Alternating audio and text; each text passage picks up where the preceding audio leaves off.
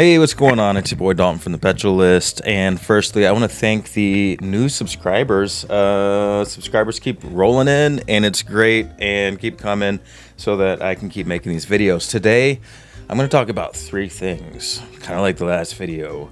I'm going to talk about the Volkswagen ID Buzz. I've got an opinion on it that might surprise you. I'm going to be talking about my boy Timmy Kuniskis again, the CEO of the Ram brand, the Dodge, formerly known as Dodge Trucks. And I'm going to be talking about Everybody Loves Verstappen and my quick little forecast for his future and why. But first, I want to talk about the Volkswagen ID Buzz. Buzz, I think, is a play on the word bus and buzz, as in the hum of electricity. A bit cheesy, but I guess it works in a weird kind of way. I want to say to you that I saw one on the road the other day. I don't know if it was some kind of demo van or if somebody actually had bought one, but I thought it looked amazing. I think they did a really good job with paying homage to the old one. Fun fact, my dad had one when we were growing up, and I used to love that thing. I sat in the driver's seat one time, and I mean, the wheel was like this big, but I mean, it was cool. I still remember you're sitting up over the front wheel. It's probably really dangerous now that I think about it. Like no axles or engine in front of you, just sheet metal. But anyway, it was super cool.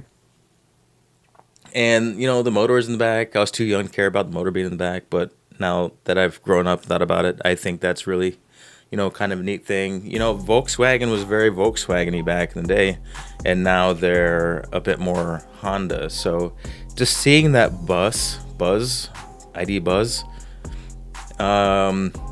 is very nostalgic, very cool. But I think outside of the design,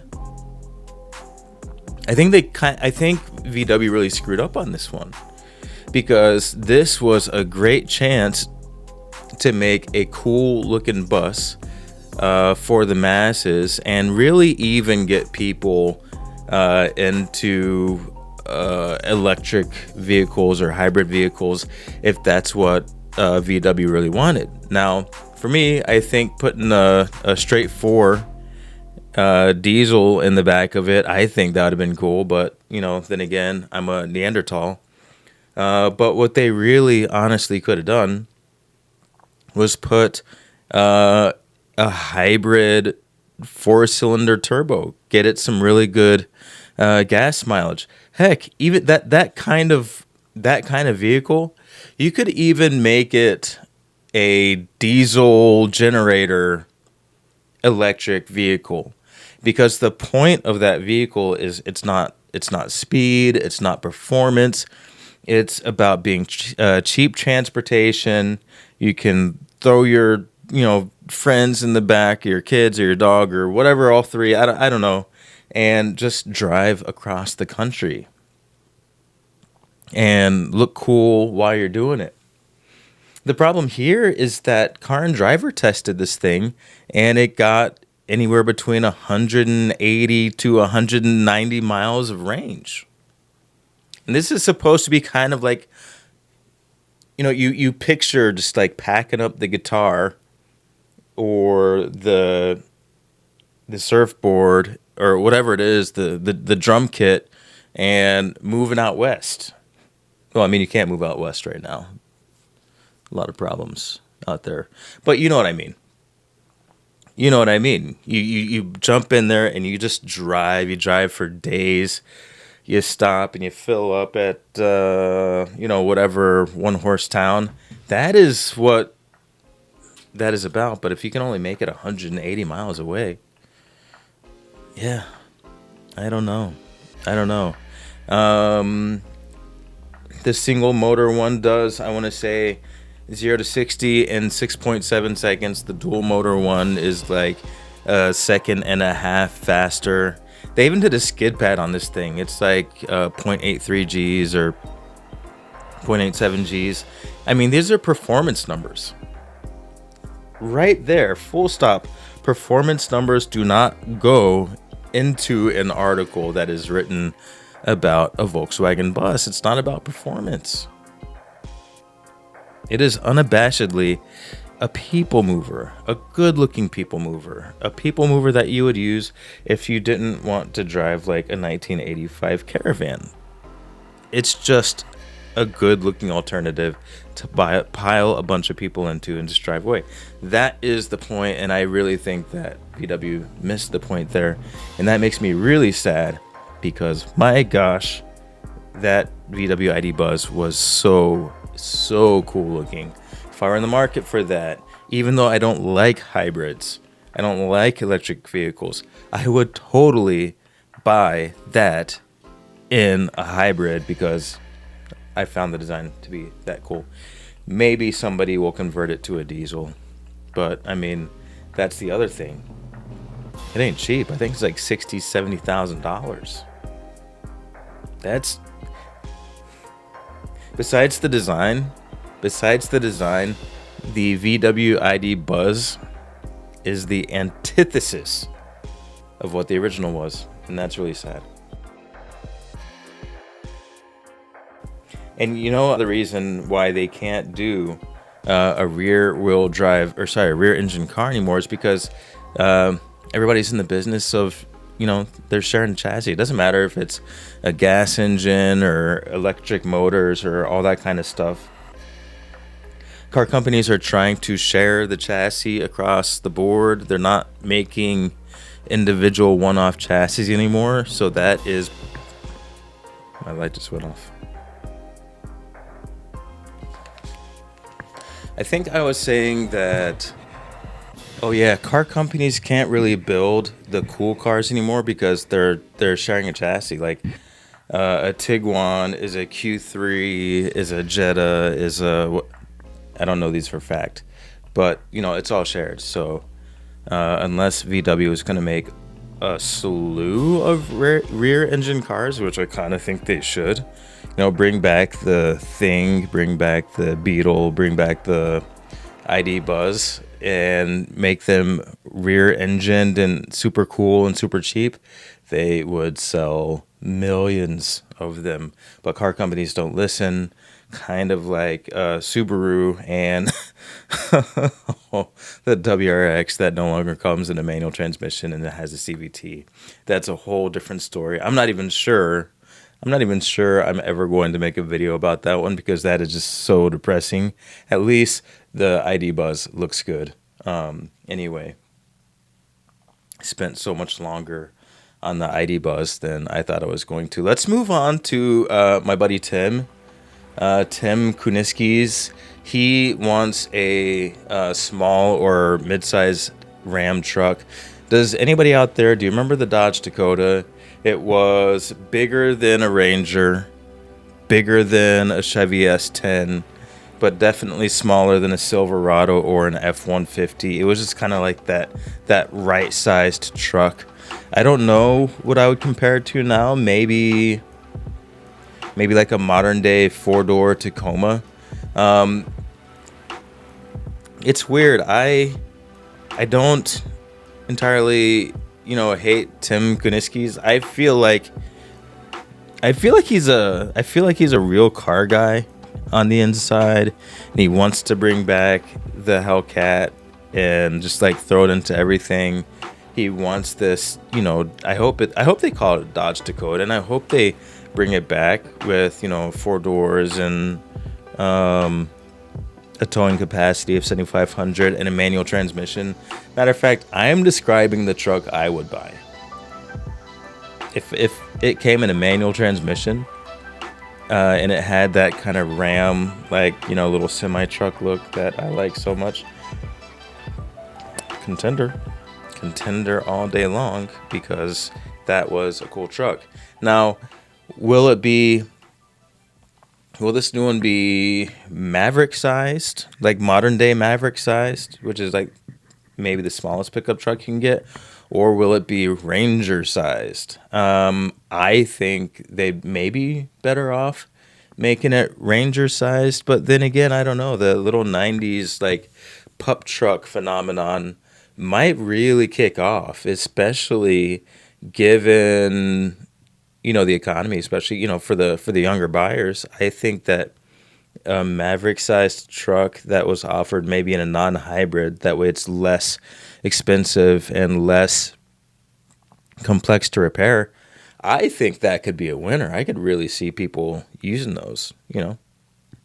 But he said, like, the price point, he said, I don't know what the price is going to be, but I'm guessing it's going to be under 55,000, because he said, I think we can even grow in our sub $55,000 price point. Now, that used to be a lot of money. It still is a lot of money, but I guess for the average car, a sub 55 is like, ooh, it's a deal, it's a steal. My gosh, people are making cars for that cheap. I mean, to me, that's a lot of money. But I would totally support Tim if he did go ahead and bring back the Dakota. Just unlike the ID Buzz, it would not be acceptable to have it be a hybrid. Just give it a gas engine. Hybrid something else. Like make a Dodge Caliber. Make it as electric as you want it to be, and just have like a separation. Leave your trucks and your muscle cars with gas engines, and then all your commodity commuter cars. What's an old Dodge? Dodge Caliber. What's an old Dodge like from the 90s? No, the Stealth was cool. I don't know. Make a hybrid electric. Make an electric Dodge Dart. Like the new one that wasn't very good looking. Just throw an electric engine in there, and nobody will miss it. I don't think. I don't know. Let's move on to Formula One, and I think I'm gonna call this segment "Everybody Loves Verstappen," because Aston Martin was rumored to want to offer Max Verstappen $1 billion over several years. It sounds like a lot of money. It is a lot of money, but I'm guessing if it's over the span of several years, then it's not really unheard of. I mean, Formula One drivers get paid a lot of money, and so what? 250 million over 4 years, or a year for 4 years? That'd be $1 billion. I guess that'd be reasonable. So yeah, that's Aston Martin. And then also Toto Wolff was like, I still feel our paths will cross one day. Toto, you're sounding desperate, man. Like, just get over it. You're sounding a little bit unhealthy about this. And I don't even think Max is that into you, bro. So yeah, I don't know. It's giving. I got that from my niece. It's giving. Actually, no, not just my niece. Yeah, there's a bunch of people in my life right now that are using the term "it's giving." So I thought I'd try it out. Toto, it's giving. I'm not sure what it's giving, but I'm pretty sure that's bad.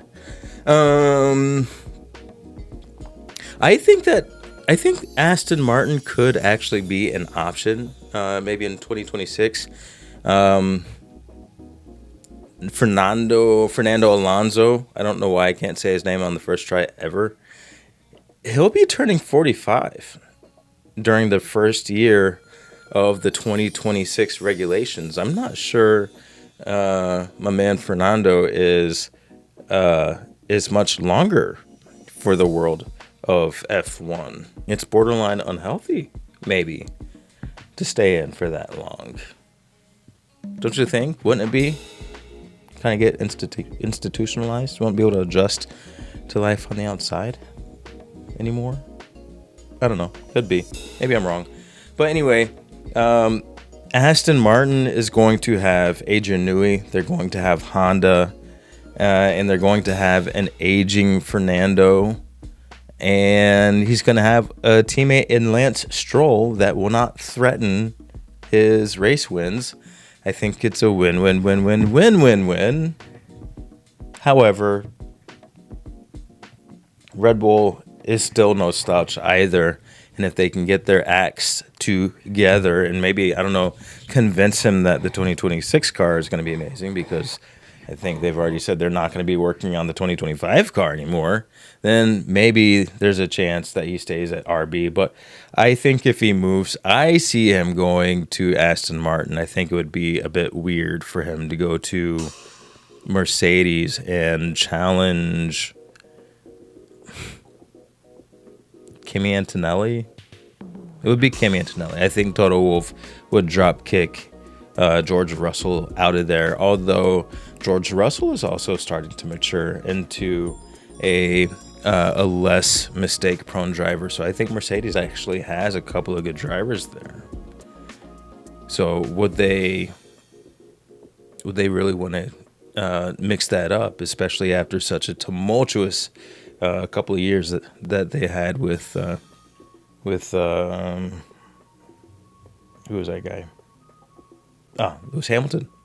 So speaking of these huge paychecks, it just kind of makes me ask a question. Are there really only 20? Are there really only 20 people who can drive these cars? Do you remember when Colin McRae drove an F1 car?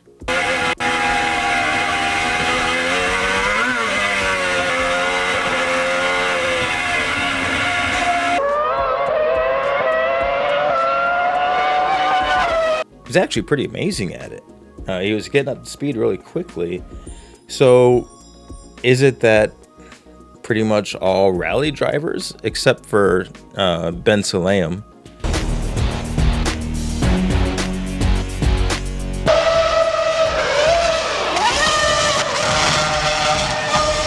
is it that all rally drivers could drive F1 cars if given enough practice? Because Carlos Sainz dad, he's a rally driver. He did a really great job. And there was even one more. Did Jeff Gordon? I think Jeff Gordon drove a Formula One car at one point as well.